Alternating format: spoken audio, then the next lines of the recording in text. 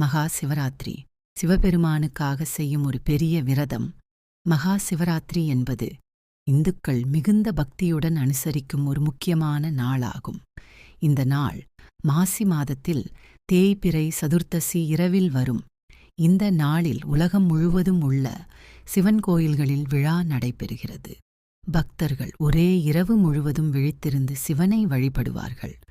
இலங்கையில் உள்ள திருக்கோணேஸ்வரம் கோயிலில் இந்த விழா 6 நாட்கள் மிக பிரம்மாண்டமாக கொண்டாடப்படுகிறது. சிவராத்திரி முடிந்த பிறகு 5 இரவுகள் கோணேஸ்வரர், கோணநாதர், அன்னை மாதுமையாளுடன் ஊர்வலமாக திருக்கோணமலை நகரை வந்தும் இறைவன் அருள் புரிவார். அந்த நாட்களில் நகரம் முழுவதும் வாழை மரம், தோரணம், மாவிலை, நந்திக்கொடி போன்றவற்றால் அலங்கரிக்கப்படும்.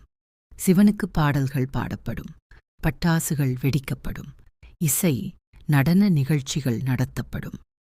தமிழகத்தில் சிவராத்திரி விழா கன்னியாகுமரி, நாகர்கோவில் போன்ற இடங்களில் சிவாலய ஓட்டம் என்ற ஒரு சிறப்பு நிகழ்ச்சி நடக்கும். அந்த நாளில் பக்தர்கள் 12 சிவன் கோயில்களை ஓடிக்கொண்டு சென்று தரிசிக்கிறார்கள். சிலர் 100 கிலோமீட்டருக்கும் மேல் ஓடி இறைவனை வணங்குகிறார்கள்.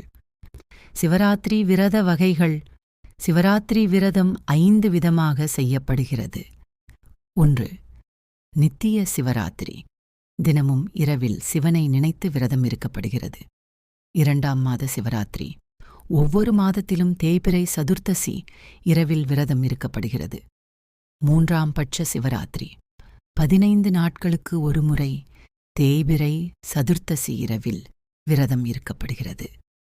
4வது யோக சிவராத்திரி. யோகா மற்றும் தியானத்துடன் விரதம் இருக்கப்படுகிறது. 5ஆம் மகா சிவராத்திரி. ஆண்டுக்கு ஒருமுறை மிகுந்த பக்தியுடன் கடைப்பிடிக்கப்படும் முக்கிய விரதம். சிவராத்திரி விரதம் எப்படி இருக்க வேண்டும்? விரதம் இருப்பவர்கள் முதல் நாளில் ஒருமுறை மட்டுமே உணவருந்த வேண்டும். சிவராத்திரி நாளில் உபவாசம் இருந்து சிவனை நினைத்து வழிபட வேண்டும். காலையில் குளித்து மனதை அமைதியாக வைத்து சிவனின் பெயரை ஜெபிக்க வேண்டும். இரவில் 4 யாம பூஜை, 4 நேரங்களில் பூஜை செய்ய வேண்டும். மறுநாள் காலையில் குளித்து கோயிலில் சிவனை தரிசித்து பிறகு உணவு சாப்பிட்டு விரதத்தை முடிக்க வேண்டும். சிவராத்திரியில் கோயிலில் செய்யும் பூஜைகள் 4 யாம நேரங்களில் முதல் யாமம் முதல் 4ஆம் யாமம் வரை சிவனுக்கு அபிஷேகம் பூஜைகள் நடக்கும். பக்தர்கள் தங்களால் முடிந்த பொருட்களை நன்கொடையாக அளிக்கலாம். சிவராத்திரியில் விரதம் இருப்பதால் மன அழுத்தம் குறையும், பாவங்கள் நீங்கும், ஆன்மீக முன்னேற்றம் ஏற்படும். எல்லோருக்கும் சிவானுபவம் கிடைக்க வாழ்த்துக்கள். ஓம் நம சிவாய.